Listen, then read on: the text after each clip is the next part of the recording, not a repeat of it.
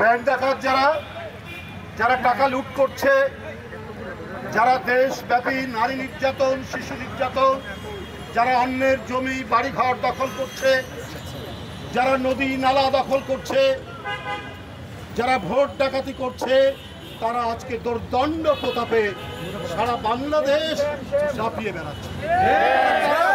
তারা সবাই ক্ষমতাসীন দলের লোকজন।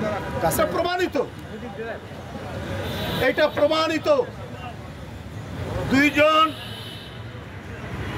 শ্রমজীবী মানুষকে হত্যা করা হলো ফরিদপুরে। হত্যা করার পর এই সরকারি বাধ্য হয়েছে গ্রেপ্তার করতে। কাকে? চেয়ারম্যান,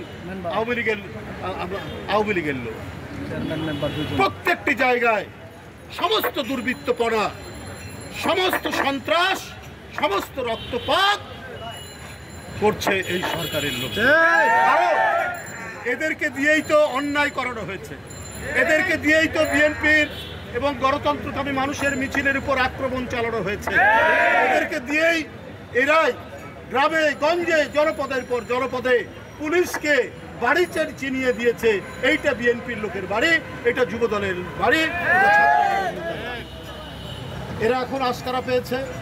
তাহলে আমরা শেখ হাসিনার জন্য এত অবৈধ, এত অপকর্ম করলাম, আর আমরা অপকর্ম করলে শেখ হাসিনা আমাদেরকে ধরবে কেন? তাই তারা একটা অলিখিত ফ্রি লাইসেন্স পেয়ে গেছে মানুষ হত্যার, টাকা লুটের, টাকা পাচারের, একের পর এক তারা এই কর্মকাণ্ড করছে। বাংলাদেশ ব্যাংকে সাংবাদিকদের যাওয়া নিষেধ, একটা অলিখিত ঘোষণা দিয়ে নিষেধ করা হয়েছে। কেন?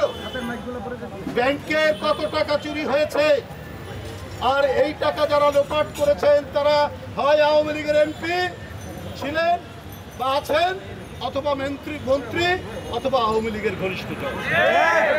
এই তথ্যগুলো যাতে সাংবাদিকরা না পায়, ব্যাংক লুটের এবং দুর্নীতির চিত্র যাতে সাংবাদিকরা না পায়, এই কারণেই এই নিষিদ্ধ করা হয়েছে বাংলাদেশ ব্যাংকে।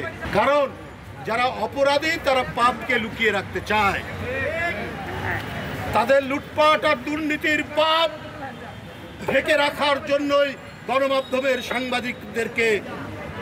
সাংবাদিকদের উপর নিষেধাজ্ঞা জারি করা হয়েছে বাংলাদেশ ব্যাংকে, তারা যারা ঢুকতে না পারে।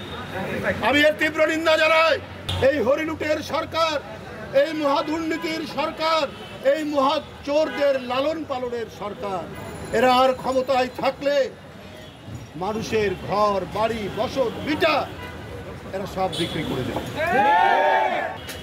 যে যেখানে আছে আপনাদের কণ্ঠকে আরো ধারালো করে, আরো আপনাদের কণ্ঠকে জোরালো করে এই সরকারের হৃদয়ে যাতে হৃদকম্পন তৈরি হয়, সেই আওয়াজ তুলে আজকে যেমন আপনার এই খরতাপ, আজকের এই আগুনে পোড়া বাংলাদেশ, তার মধ্যেও আপনারা যেমন মিছিল করেছেন, কথা বলেছেন, সমাবেশ করছেন, এইরকম যত প্রতিকূল পরিবেশ হোক, শেখ হাসিনার পতন না হলে, আওয়ামী লীগের পতন না হলে আপনার কোনো মানুষের নিরাপত্তা নেই, কোনো নিরাপত্তা নেই।